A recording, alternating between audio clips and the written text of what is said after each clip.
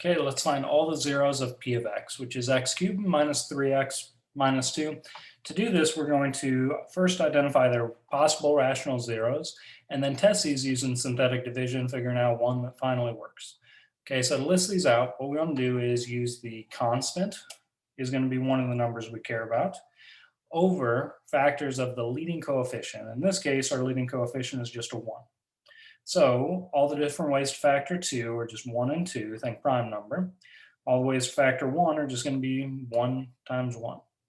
Okay, so all the possible rational zeros are, the order matters here, when you set up factors of the constant over factors of the leading coefficient. So 1 over 1 makes 1, 2 over 1 makes 2.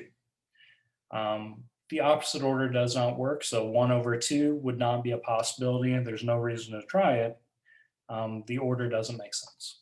Okay, so we have 4 different possibilities. We have positive 1, negative 1, positive 2, negative 2. So I'm going to use synthetic division to test these as we get going on it. And it's up to you which one you want to test first.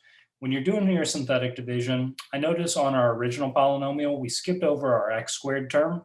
So I'm going to be taking the coefficients on each of these. Since we skipped over the x squared, I need to put 0 in there as a placeholder. All right, so 1, 0x squared is negative 3, x's, negative 2 for our constant. Now we can test whichever one of these 4 possibilities we want to from the very beginning. The good news is this goes quickly, even if you get the wrong one from the very beginning. So remember, with synthetic division, the 1 comes down, this 1 comes down. Then we multiply. 1 times 1 makes 1. Add 0 plus 1 makes 1. Multiply, 1 times 1 makes 1. Add negative 3 plus 1 makes negative 2. Multiply, 1 times negative 2 makes negative 2.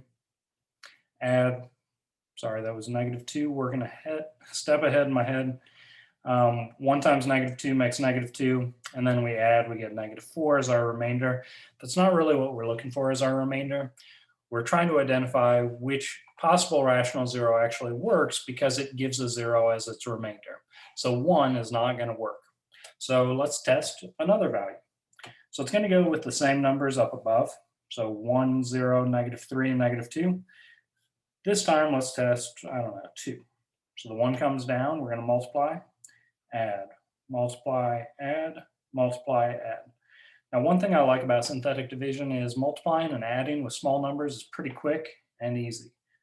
So on this one, we did get to a remainder of 0 at the end here. That's what we're looking for. So that tells us that 2 is one of our zeros. It also helps us out with a factor. If 2 works as a 0, we just divided by x minus 2. That was our divisor by putting the positive 2 out in front here. Next to that, we can multiply this by the quotient. Now the quotient on these,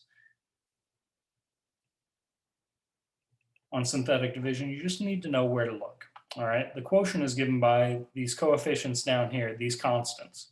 So this actually goes as a constant. This will be an x term, and this will be an x squared term, meaning that our quotient can be written as 1x squared plus 2x plus 1. Okay, and then plus a remainder of 0 at the end, we can leave that off. The rest of this is, if we can factor this completely, then we can pick out the remaining zeros, whatever those may be. So we've gotten down to a quadratic, a second-degree polynomial here. Hopefully we're confident enough with our factoring skills that we can simply factor that by hand. So in this case, I think we can go x and x for the x squared term. The only way to get a 1 is going to be 1 and 1. Let's make these both positive, so when we do 1 plus 1, we get a positive 2. All right.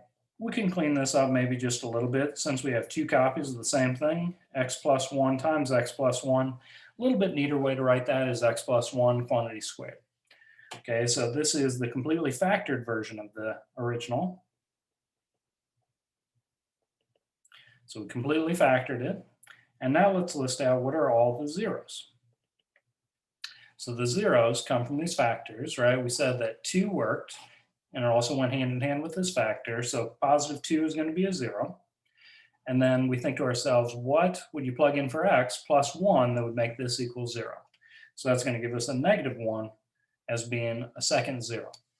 Now, you may have already talked about this a little bit, but the multiplicities attached to these are based on the exponents that each factor is raised to.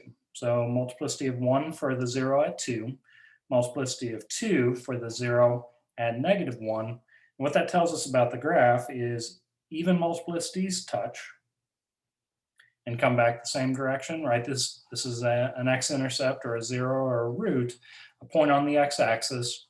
So on the graph, it's going to touch and come back the same direction, where odd multiplicities cross.